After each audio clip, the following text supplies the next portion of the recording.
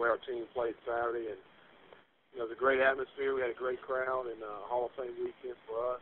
And, it was neat to see the inductees, which were mainly football guys, Coach Moore and then some players.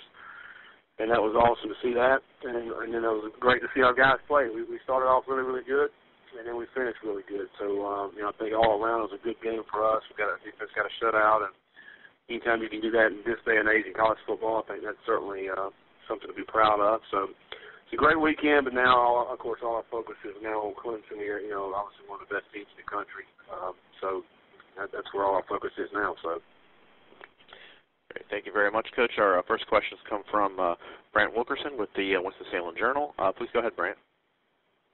Hey, Coach Sat. Going over the tape, did anything stick out to you that we didn't talk about on Saturday night? Well, I think you have to watch the film. I thought we played well overall. There was, if you want to take any kind of negative, there were a few penalties, obviously, that we didn't like. A couple of hits in the back, and a horse collar penalty over there on the sideline. So we ended up, those penalties that we certainly want to clean up. But I think overall, I just think our guys played really well, and I was proud of the way the other guys came in. We had a lot of first-time players for us this past weekend, a lot of freshmen that played, and usually or sometimes that can get sloppy. But I think overall those guys played really, really good, and that was fun to see. Anything as far as have you got an update on Ricky's injury or anybody else that got banged up? No, right now everybody's day to day, and I think Ricky was the only one that had any kind of if you want to call it significant injury, I think, and it was lower leg injury. So, but we're hopeful that he'll be able to play. Right now again he's listed day to day, and we'll see how it is in practice this week. See where he's at. And is Montez McGuire going to be back, or is he going to keep sitting? No, he'll still be out this week. Okay. Thank you, Brant. Our next questions come from North Carolina. Caller, please identify yourself and go ahead. Hey, Scott. This is Steve Barrow of the paper. Yeah, Steve. Over the past couple of weeks when we've talked about Clemson, you've mentioned that they had one of the top defenses in the country last year, but from what I understand, they only returned like 3 or 4 players from that defense. Maybe I'm wrong on that. Someone can correct me. But at any rate, is that defense similar now that you've seen them on tape, or are they the same type of defense that I heard was pretty good? Yeah, they're still. Coach Venables is still our defensive coordinator. He has done an outstanding job with this defense. They're doing the same things they did last year. It's just you got some new faces out there, but they're still very, very good. They run very, very well. I think overall speed on the defense is outstanding.